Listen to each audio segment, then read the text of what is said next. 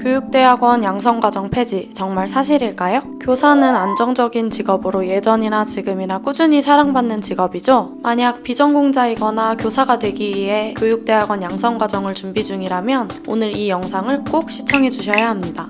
안녕하세요. 학습 플래너 희경쌤입니다. 교사를 희망하는 분들은 교원 자격증을 취득하고 임용고시를 통과해야 교사 자격을 갖게 됩니다. 이를 위해 대학교에서 교직 이수를 하거나 사범대학을 졸업하는 방법이 있지만 비전공자이거나 뒤늦게 교사의 꿈을 이루고 싶은 분들은 교육대학원 양성과정을 준비하시면 됩니다.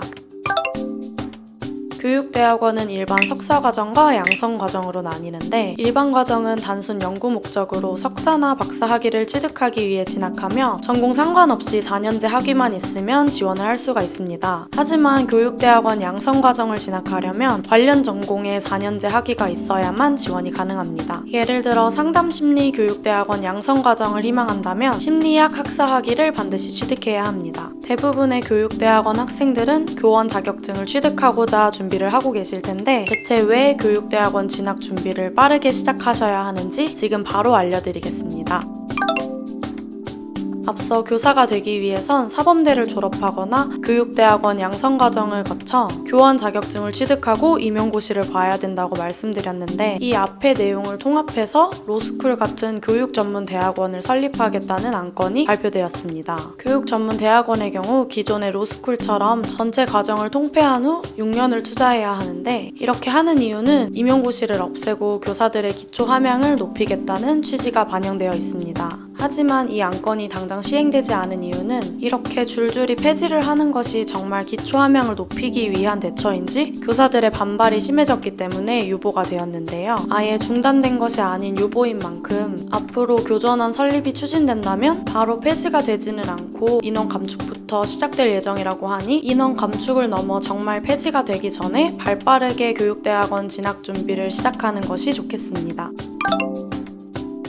교육대학원을 알아보신 분들이라면 이미 여러 번 들어보셨을 선이수 과목에 대해서도 알려드릴게요. 선이수 과목은 교원 자격증을 받기 위해 미리 이수해야 하는 과목으로 학교마다 다르지만 보통 30학점에서 39학점 정도를 요구합니다. 그리고 각 학교의 모집 요강에 따라 꼭 이수해야 하는 전공 학점이 다르기 때문에 이 점도 반드시 유의해 주셔야 합니다.